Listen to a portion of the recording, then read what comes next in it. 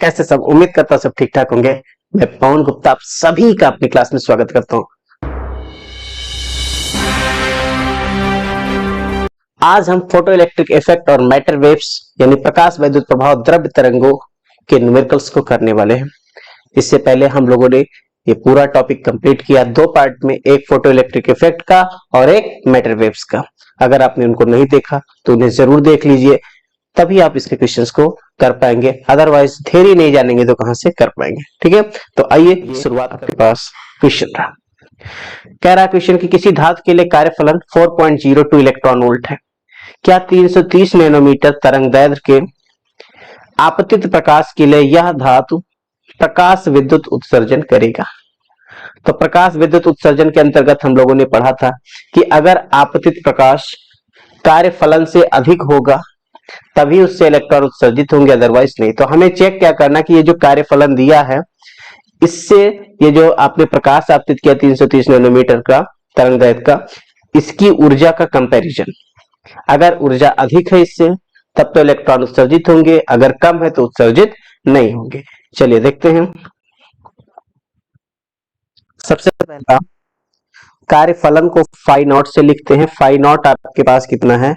4.02 electron volt. Electron volt को joule में बदलते हैं।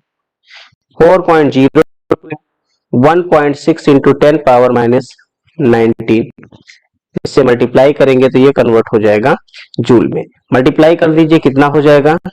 ये हो जाएगा आपके पास 16 2 जा 32 और 16 4 जा 64। तो ये आपके पास हो जाएगा 3 पॉइंट बाद डेसिमल, यानी ये 6.432 इंटू 10 पावर माइनस 19 जूल। ये आ गई ऊर्जा। ना इसके बाद ये आ गया कार्यफलन।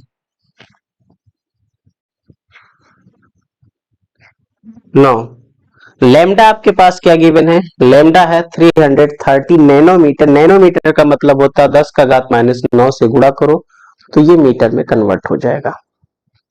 ओके, नाउ अब देखिए, इसको आप चाहो तो ये भी लिख सकते हो 3.3 इंटू 10 पावर कितना लिख सकते हो? 2 अंक डेसिमल, यानी कि यहाँ पर 2 प्लस 2 करेंगे तो -7 हो जाएगा। ये हो गया।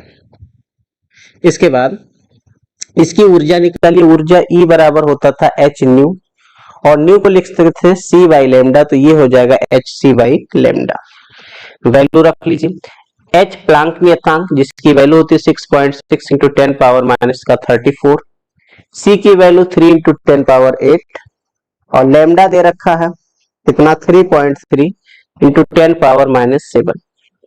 ओके, देखिए यहां से डेसिमल, ये डेसिमल हटा दे, 33 2 जा 66, 2 3 6 हो जाएगा। E बराबर आ जाएगा कितना? 6 गुणे 10 का घात कितना? 8, और ये नीचे माइनस ऊपर जाएगा प्लस हो जाएगा, 8 7 15, तो 34 में से 15 कम कर देंगे 19, 10 का घात माइनस 19 जूल। ये आ गई ऊर्जा। ऊर्जा है 6 गुणे 10 का घात माइनस 19 जूल, और कार्यफलन है 6.432 गुणे 10 का घात माइनस 19 जूल। अर्थात यहाँ पर क्या पता चला? कार्यफलन जो है वो ज्यादा है किससे? आपतित प्रकाश से, और कार्यफलन के बराबर भी नहीं पहुंचा ऊर्जा, तो इलेक्ट्रॉन कहां से उत्सर्जित होंगे? इसका मतलब इलेक्ट्रॉन उत्सर्जित नहीं होंगे। इसका मतलब था धातु से इलेक्ट्रॉन उत्सर्जित नहीं होंगे। इलेक्ट्रॉन उत्सर्जित नहीं होंगे, नहीं होंगे। ओके,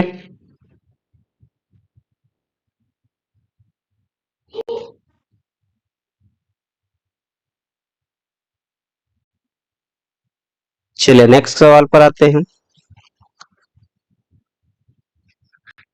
एक धातु सुग्राही एक प्रकाश सुग्राही धातु पृष्ठ का कार्यफलन एच न्यू नॉट है। इसका कार्यफलन एच न्यू नॉट है। जब 2 न्यू नॉट ऊर्जा का ऊर्जा का फोटॉन धातु पृष्ठ पर डाले जाते हैं तब 4 गुणा 10 का घात 6 मीटर प्रति सेकंड के अधिकतम वेग से इलेक्ट्रॉन उत्सर्जित होते हैं। यदि आपतित फोटॉन की ऊर्जा 5 न्यू नॉट हो तब उत्सर्जित इलेक्ट्रॉन का अधिकतम वेग क्या होगा? ये उत्तर प्रदेश 2015 का सवाल है। सबसे पहले कार्यफलन एच न्यू नॉट है, यानी कि फाई नॉट आपके पास सीधा पता है कितना, एच न्यू। अब पहले केस में, पहली स्थिति में जब आपने जो ऊर्जा दिया कितना, 2h न्यू नॉट, यानी कि जब आपके पास एनर्जी जो है वो कितना है, 2h न्यू नॉट, इतनी ऊर्जा जब आपने दिया तो उस केस में जो इलेक्ट्रॉन उत्सर्जित हुए उनका अधिकतम वेग था, v मैक्सिमम था आपके पास कितना, 4 × 10⁶ मीटर प्रति सेकंड। सेकंड केस कह रहा कि अगर आपने जो ऊर्जा दी हो E बराबर कर दिया जाए कितना, 5h न्यू नॉट, तो उस केस में अधिकतम वेग क्या होगा ये आपको बताना है। ठीक है, डैश से लिख दो इसको। अगर तो सबसे पहले आपको फार्मूला कौन सा लगाना ये क्लियर होना चाहिए। फार्मूला आपके पास आइंस्टीन का समीकरण लगेगा। आइंस्टीन का फोटो इलेक्ट्रिक इक्वेशन क्या था, हाफ एम वी मैक्सिमम का स्क्वायर बराबर होता था ऊर्जा माइनस कार्यफलन। ये तो होता था, इसी को आप ई को लिखते थे एच न्यू माइनस, ये होता था एच न्यू नॉट। तो ये आपके पास ये आइंस्टीन का फोटोइलेक्ट्रिक इक्वेशन है। ठीक है, याद करो क्या था, के मैक्सिमम बराबर होता था H new minus H new not. तो ये आपके पास ऊर्जा हो गया ई, तो के मैक्सिमम आपके पास क्या बन गया, के मैक्सिमम हो गया ई माइनस 5 नॉट। ठीक, तो इस तरह से हमने ये इक्वेशन इसमें यूज किया है। अब इसमें सबकी वैल्यू रखिए और बारी बारी से सॉल्व करके देखते हैं क्या होता है। पहला केस, पहले केस में केस 1 जब लेते हैं, उस केस में हाफ एम वी मैक्सिमम का स्क्वायर, ई आपके पास कितना है, 2h new not, 2h new not, और 5 नॉट आपके पास पहले से h न्यू नॉट है। तो इससे सॉल्व करोगे तो क्या मिल जाएगा, हाफ एम वी मैक्सिमम का स्क्वायर इक्वल टू हो जाएगा h न्यू नॉट। दूसरा केस, केस सेकंड जब लगाते हैं, सेकंड केस में ऊर्जा आपने दिया 5h न्यू नॉट, तब क्या हो जाएगा, हाफ एम बी मैक्सिमम, इसको डैश बना लेते हैं, का स्क्वायर इक्वल टू हो जाएगा, ऊर्जा आपके पास है h new, 5h new not है, और कार्यफलन आपके पास h न्यू नॉट ही होता है। तो इस केस में आपके पास आ जाएगा half m v dash maximum का स्क्वायर इक्वल टू हो जाएगा, 5 में से 1 कम हो जाएगा, यानी 4h न्यू नॉट। इक्वेशन 2। दोनों इक्वेशन तैयार हो गए। नाउ हम दोनों को क्या करते हैं, अब डिवाइड करते हैं। डिवाइड करते हैं तब क्या होगा देखते हैं। समीकरण 2 को समीकरण 1 से भाग करने पर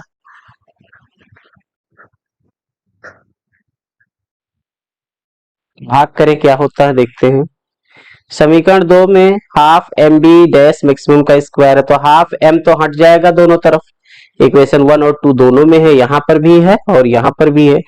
तो बचेगा क्या, एक तो ऊपर बचेगा वी डैश मैक्सिमम और नीचे है वी मैक्सिमम और होल स्क्वायर। इधर देखिए एच न्यू नॉट और एच न्यू नॉट कट जाएगा, इधर बचेगा 4। तो यहां से वी डैश मैक्सिमम का स्क्वायर, अच्छा स्क्वायर हटा दो, स्क्वायर हटा दोगे तो क्या बन जाएगा, ये हो जाएगा 2 और यहाँ पर सिर्फ बचेगा वी मैक्सिमम, इधर आ जाएगा। ठीक है, स्क्वायर हटा दिया तो 4 का वर्गमूल 2 होता है, यानी कि ये 2 गुना हो जाएगा, कितना, 2 गुना वी मैक्सिमम आपके पास था 4 × 10⁶, तो ये हो जाएगा वी डैश मैक्सिमम 8 × 10⁶ मीटर पर सेकेंड। यानी कि अगर आप एनर्जी को बढ़ा दोगे इस तरह से 2h न्यू नॉट की जगह 5h न्यू नॉट लगा दोगे तो उसका जो वेग है वो कितना हो जाएगा, 8 गुणे 10 का घात 6 मीटर प्रति सेकंड। ठीक है, सिंपल क्वेश्चन था ये। आइंस्टीन के फोटो इलेक्ट्रिक इक्वेशन जो था इस पर ये बेस्ड सवाल था। ओके, इंपॉर्टेंट सवाल है, बढ़िया सवाल है। कह रहा है कि दो प्रकाश सुग्राही धातु x तथा y के लिए आपतित प्रकाश की आवृत्ति न्यू तथा निरोधी विभव v नॉट में परिवर्तन का ग्राफ प्रदर्शित है। धातु x तथा y की देहली आवृत्ति का अनुपात, दोनों की देहली आवृत्ति का अनुपात निकालना है। दूसरा बताना समान आवृत्ति के आपतित प्रकाश के लिए कौन सी धातु अधिक गतिज ऊर्जा के इलेक्ट्रॉन मुक्त करती है, कारण सहित स्पष्ट कीजिए। ये 2017 और 2014 का सवाल है। तो देखते हैं सबसे पहले कि यहाँ कहां पर है इसकी देहली आवृत्ति। तो x के लिए देहली आवृत्ति यहाँ पर है और y के लिए यहाँ पर है, यानी एक का 0.5 एक का है 1। तो इसी से निकाल देते हैं। देखिए यहाँ पर देहली तरंग दैर्घ्य में अनुपात निकालना, देहली आवृत्ति पता है आपके पास। अगर आप सॉल्यूशन इसका लिखें तो सॉल्यूशन में क्या, म्यू नॉट x के लिए 0.5 इंटू 10 पावर 15 प्रति सेकेंड है, और न्यू नॉट फॉर y के लिए अगर देखते हैं तो ये कितना है, 1 इंटू 10 पावर 15 प्रति सेकेंड। ओके, ये हो गया आपके पास देहली आवृत्तियां। देहली तरंग दैर्घ्य निकालना आपको, तो आपको पता है कि लैम्डा बराबर क्या होता था, c बाई न्यू, या लैम्डा नॉट इक्वल टू क्या हो जाएगा, c बाई न्यू नॉट। इसका मतलब अगर आप lambda naught x divide by lambda naught y निकालते हो तो इनवर्सली प्रोपोर्शनल है। इनवर्सली प्रोपोर्शनल का मतलब y ऊपर आ जाएगा और x नीचे चला जाएगा, ये हो जाएगा। क्योंकि यहाँ पर सीधा दिख रहा व्युत्क्रमानुपाती, c और c क्या हो जाएंगे, कट जाएंगे। ठीक है, तो ऊपर y वाला पार्ट रखना पड़ेगा और नीचे x वाला पार्ट। ये फर्स्ट पार्ट को हम कर रहे हैं इसमें अभी। तो ये एक y के लिए है 1 इंटू 10 पावर 15 और x के लिए है 0.5 इंटू 10 पावर 15। तो 0.5 का 2 टाइम्स करेंगे तब जाके 1 आएगा। 0.5 का मतलब आधा होता है। तो ये ऊपर 10 पावर 15 तो कैंसिल हो जाएगा। कैंसिल होने के बाद ये आएगा सीधा 2। ओके, तो यहां से दोनों का अनुपात निकल कर आया कितना, 2। अगर अनुपात के रूप में लिखना चाहते हो तो ऐसे लिख सकते हो, 2 नीचे 1 चाहो तो लिख लो, 2:1। ये पहला पार्ट हुआ। दूसरा पार्ट कह रहा कि समान आवृत्ति अगर हो तो उस केस में किसकी गतिज ऊर्जा अधिक होगी, x की या y की। तो गतिज ऊर्जा के लिए याद करो क्या होता था, गतिज ऊर्जा के मैक्सिमम इक्वल टू होता था h nu minus h new not, या जिसे लिखते थे वर्क फंक्शन फाई नॉट, ऐसे लिखते थे h nu minus nu not. ये होता था अधिकतम गतिज ऊर्जा। ये आइंस्टीन का प्रकाश वैद्युत समीकरण है। अब यहां पर दिख रहा है क्योंकि अपने पास क्या पता किसके लिए अधिक है, न्यू नॉट, यानी देहली आवृत्ति किसका ज्यादा है, x का कि y का। तो देहली आवृत्ति दिख रहा है कि y का ज्यादा है और x का कम है। तो अगर गतिज ऊर्जा की बात करेंगे तो गतिज ऊर्जा किसकी ज्यादा होगी। देखो यहां पर सीधा सी बात है, बहुत ही सिंपल सी बात है। यहां पर न्यू नॉट फॉर y अधिक है किसके लिए, फॉर x, यानी कि देहली आवृत्ति y का देहली आवृत्ति x से क्या है, अधिक है। तो y का अगर अधिक है तो यहां समीकरण में देखिएगा, इस समीकरण में क्या है, इसके आगे माइनस लगा है देहली आवृत्ति के। तो अगर मैं दोनों साइड माइनस लगा लूंगा तो उस केस में क्या हो जाएगा, ये तो चिन्ह जो है इनइक्वलिटी बदल जाती है। इनइक्वलिटी बदलने का मतलब गतिज ऊर्जा उसकी अधिक होगी जिसके लिए न्यू नॉट कम होगा। समझ में आया, न्यू नॉट जिसका कम होगा गतिज ऊर्जा उसकी क्या होगी, अधिक होगी। तो इसका मतलब क्या हो जाएगा कि जो गतिज ऊर्जा है के मैक्सिमम ये x का ज्यादा होगा किससे, y से।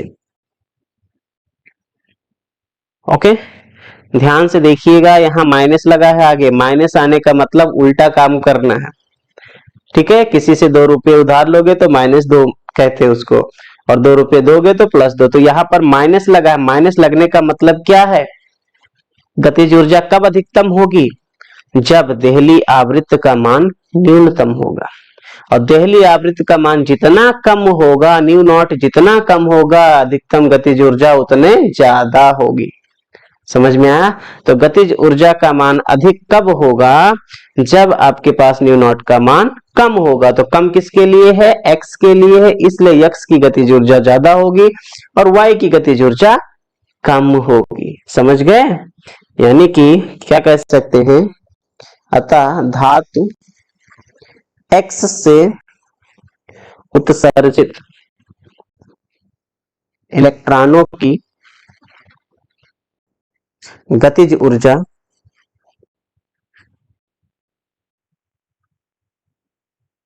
धातु y से उत्सर्जित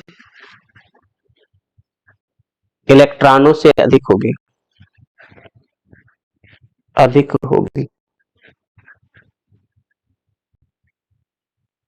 ठीक, उम्मीद है समझ में आया होगा सवाल। अच्छा क्वेश्चन था, रिपीट होने वाला क्वेश्चन है ये। कह रहा है एक धातु पर 5 इलेक्ट्रॉन वोल्ट ऊर्जा का फोटॉन आपतित होता है। उत्सर्जित प्रकाश इलेक्ट्रॉन हेतु निरोधी विभव 3.5 वोल्ट है। धातु के कार्य फलन की गणना जूल में कीजिए। 2016 का सवाल है। देखो, सबसे पहला काम, ऊर्जा कितना दे रखा है, 5 इलेक्ट्रॉन वोल्ट, ये E इक्वल टू दे रखा 5 इलेक्ट्रॉन वोल्ट। इसके बाद विभव, जो निरोधी विभव है V नॉट से लिखते हैं, ये है कितना, 3.5 वोल्ट। ठीक, कार्य फलन आपको बताना है फाई नॉट कितना होगा। तो पहले समीकरण आइंस्टीन के फोटोइलेक्ट्रिक इक्वेशन पर आए। आइंस्टीन का फोटोइलेक्ट्रिक इक्वेशन क्या था, अधिकतम गतिज ऊर्जा बराबर क्या होता है, E माइनस फाई नॉट। फिर हमने एक रिलेशन और पढ़ा था कि जो अधिकतम गतिज ऊर्जा होता था वो EV नॉट के बराबर होता था, सबको याद है। तो दोनों को देखें क्या मिला करके क्या बनता है, EV नॉट इक्वल टू हो जाएगा E minus phi naught.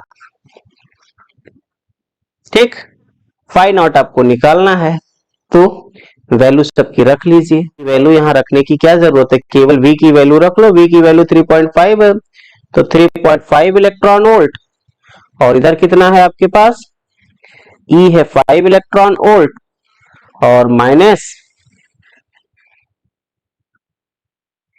Phi naught. Phi naught निकालना है, फाई नॉट को इधर ले आओ। फाई नॉट इक्वल टू क्या हो जाएगा, 5 इलेक्ट्रॉन वोल्ट, 3.5 इधर आएगा, माइनस का 3.5 इलेक्ट्रॉन वोल्ट। 5 से घटा दो इसको, 5 से 3.5 निकलेगा, कितना हो जाएगा, 1.5 इलेक्ट्रॉन वोल्ट। इलेक्ट्रॉन वोल्ट में नहीं, उत्तर जूल में निकालना है, तो जूल में बदल दो इसको। 1.5 इंटू 1.6 इंटू 10 पावर माइनस 19, इससे मल्टीप्लाई कर देंगे तो ये कन्वर्ट हो जाएगा जूल में। अब मल्टीप्लाई तो करना बच्चा, क्या बच्चा, कर देते हैं। 15 6 जा 90, और 15 1 जा 15 प्लस 9 24, ये हो गया 2.4 इंटू 10 पावर माइनस 19 जूल। ये इसका आंसर हो गया, 2.4 इंटू 10 पावर माइनस 19 जूल। ये हो गया इसका कार्य फलन। समझ में आ गया, सिंपल क्वेश्चन था, कोई कठिनाई नहीं होनी चाहिए इसमें। नेक्स्ट क्वेश्चन देखिए, कह रहा है एक दी हुई धातु के लिए देहली आवृत्ति 3.3 गुणे 10 का घात 14 हर्ट्ज। यदि 8.2 गुणे 10 का घात 14 हर्ट्ज आवृत्ति के प्रकाश को धातु पर डाला जाए तो प्रकाश विद्युत उत्सर्जन के लिए संस्तब्ध विभव की गणना कीजिए। 2009 का सवाल है। सबसे पहला क्या क्या गिवन है, देहली आवृत्ति को न्यू नॉट से लिखते हैं, ये है 3.3 गुणे 10 का घात 14 हर्ट्ज। अच्छा, आवृत्त जो है आपतित किया गया वो कितना है 8.2 गुणे 10⁻14 हर्ट्ज। संस्तब्ध विभव आपको बताना है V नॉट कितना होगा। ओके, तो आइंस्टीन का फोटो इलेक्ट्रिक इक्वेशन लगाते हैं। आइंस्टीन का फोटो इलेक्ट्रिक इक्वेशन क्या होता है, K maximum equal to H nu minus nu naught. K maximum को लिखते हैं EV naught equal to H nu minus nu naught. ठीक है, V नॉट निकालना है तो क्या हो जाएगा H by E new minus nu not. अब सबकी वैल्यू रख लो। H की value 6.6 into 10 power minus 34, E की value 1.6 into 10 power minus 19, new की वैल्यू कितना है 8.2 into 10 power 14, minus nu not की वैल्यू कितनी है 3.3 इंटू 10 पावर 14। कैलकुलेट करिए कितना हो जाएगा, यहाँ 15 हो जाएगा और यहां पर 10 पावर 14 कॉमन हो जाएगा। 8.2 से 3.3 माइनस कर लो तो यहाँ 12 से 3 माइनस होगा 9 और यहां बचेगा 7 से 3 माइनस होगा 4, 4.9 इंटू 10 पावर 14। ठीक है, 10 पावर माइनस 1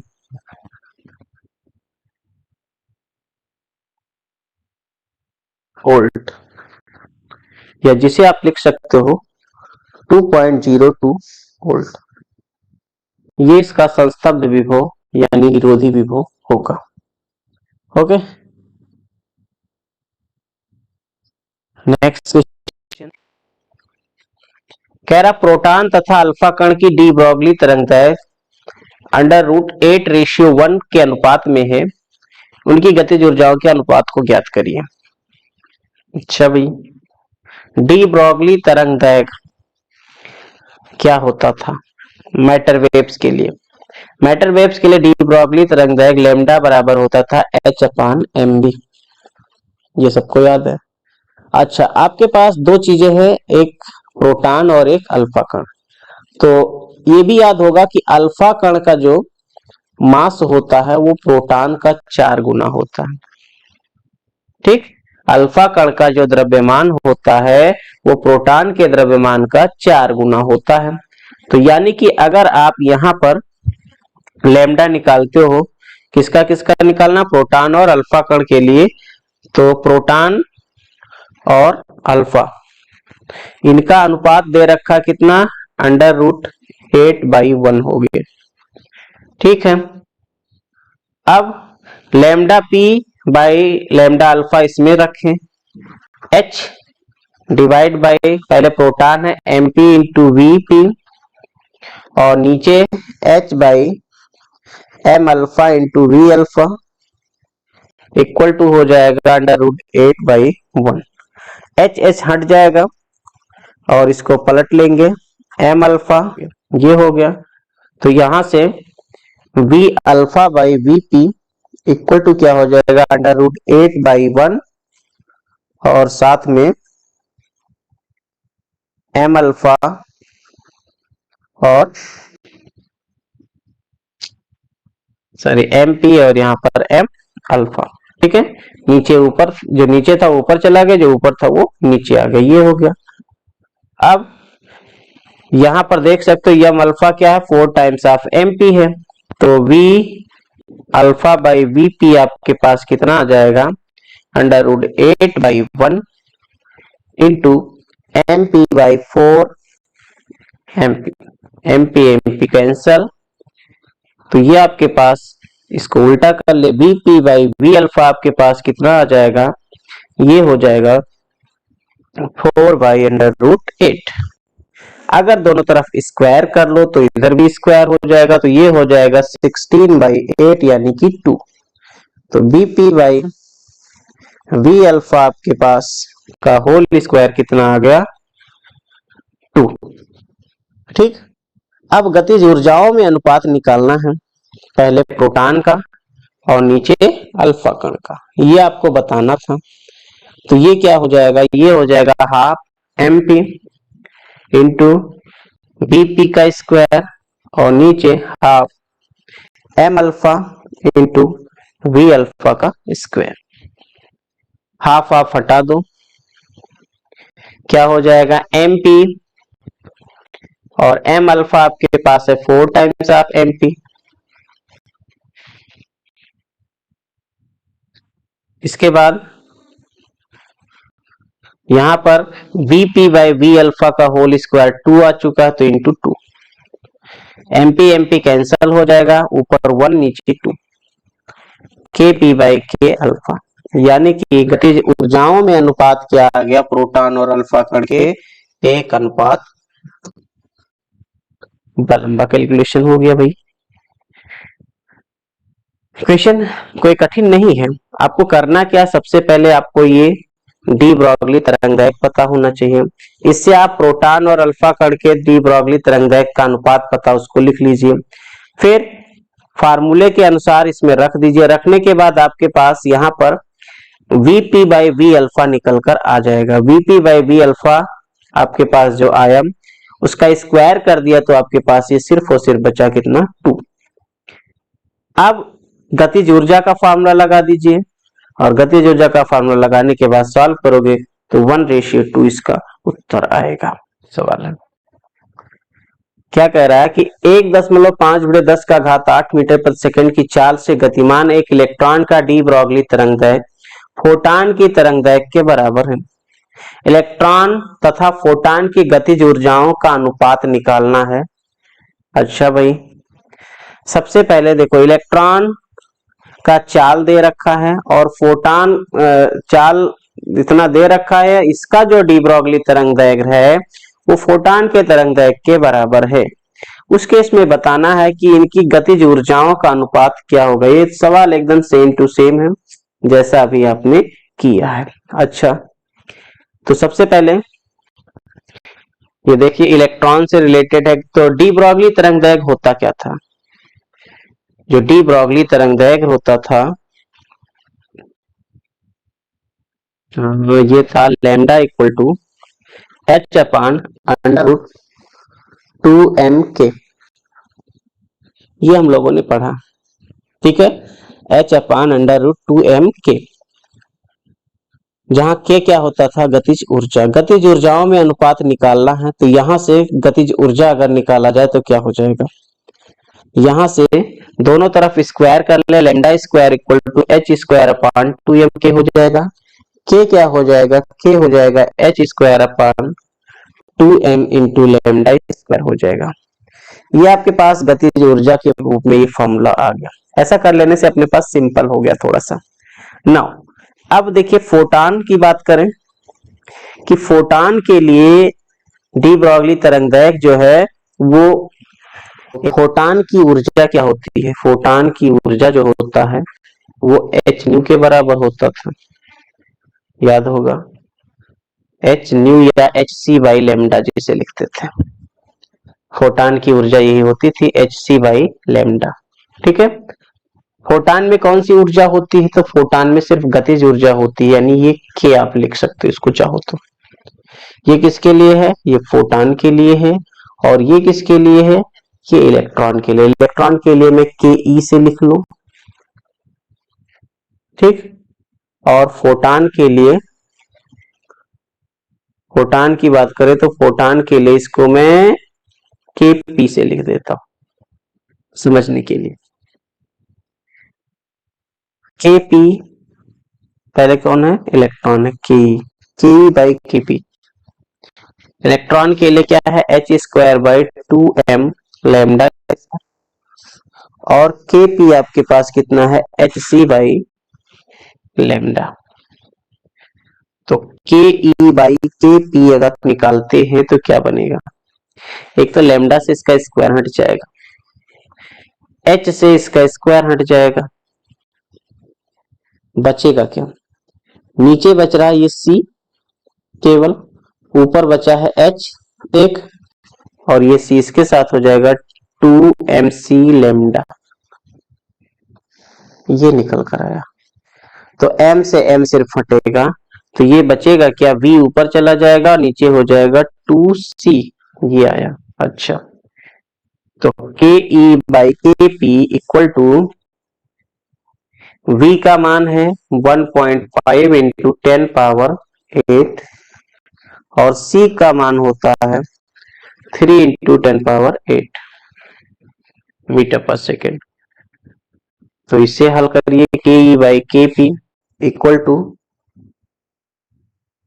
3 टू जा 6, 6 से इसको डिवाइड करेंगे। देखिए 10 पावर 8 तो आप हटा सकते हो और यहाँ 6 हो जाएगा, तो 1.5 बाई 6 डेसिमल हटा दो और नीचे 0 बढ़ा दो, 15 1 जा 15 4 जा, तो के ई बाई के पी आपके पास कितना आ गया 1/4। यही उनकी गतिज ऊर्जाओं में अनुपात। ठीक, थोड़ा मेहनत का काम है, मेहनत करोगे तभी होगा।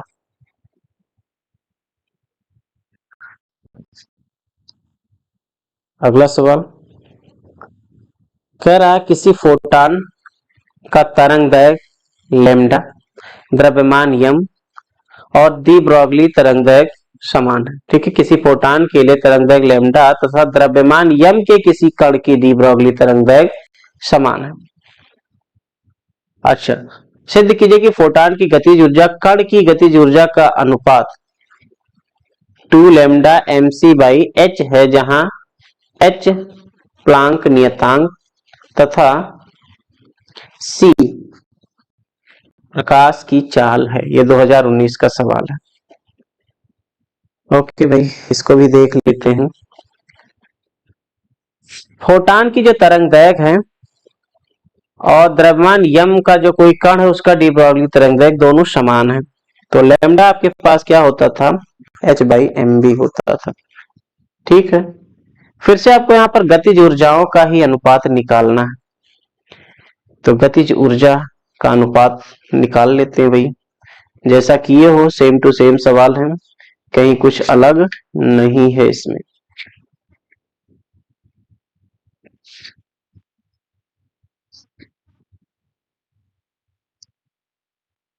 अच्छा, lambda equal to h upon m b, ये किसके लिए, ये कण के लिए, फोटॉन के लिए निकालिए। अगर फोटॉन के लिए अगर आप लैम्डा निकालते हो तो क्या बनेगा, ई इक्वल टू होता था एच सी बाई लैम्डा। याद करो, फोटॉन की ऊर्जा क्या होती थी, ई इक्वल टू होता था एच सी बाई लैम्डा, तो लैम्डा क्या हो जाएगा, एच सी बाई ई, ये हो जाएगा एच सी बाई ई, ये हो जाएगा। अच्छा, यहाँ पर ई क्या है, ध्यान रखना, ये ऊर्जा है किसकी, फोटॉन की, और फोटॉन में जो ऊर्जा होती है वो सिर्फ और सिर्फ गतिज ऊर्जा होती है, याद रखना। ई लिखा तो भी ये गतिज ऊर्जा ही है, ध्यान रखिए। अच्छा, हमें दोनों की गतिज ऊर्जाओं का अनुपात निकालना है, तो इसकी गतिज ऊर्जा और इसकी क्या होगी। इसको एक बात याद करो, अभी मैंने जैसे सॉल्व किया उसके अनुसार इसको ये भी लिखते हैं अंडर रूट 2m के, और स्क्वायर कर लोगे अगर तो यहां से k बराबर आ जाएगा H square by 2m lambda square. अभी किया है तो उसी तरह से कर सकते हो। ये आ गया गतिज ऊर्जा, और इसके लिए E बराबर क्या है, एच सी बाई लैम्डा है, दोनों का अनुपात निकाल दीजिए।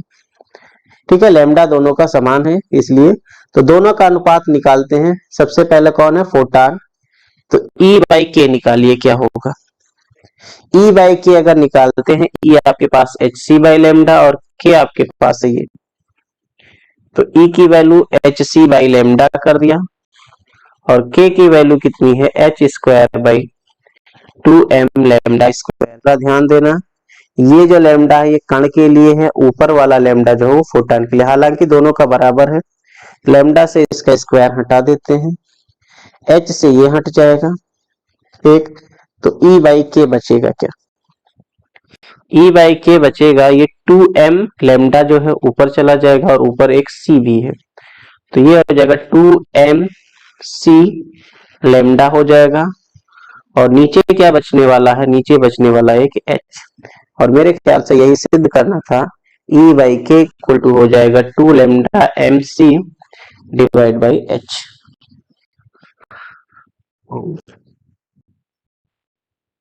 ठीक, ये थे आज के सवाल और जो कि यहाँ पर कंप्लीट होते हैं।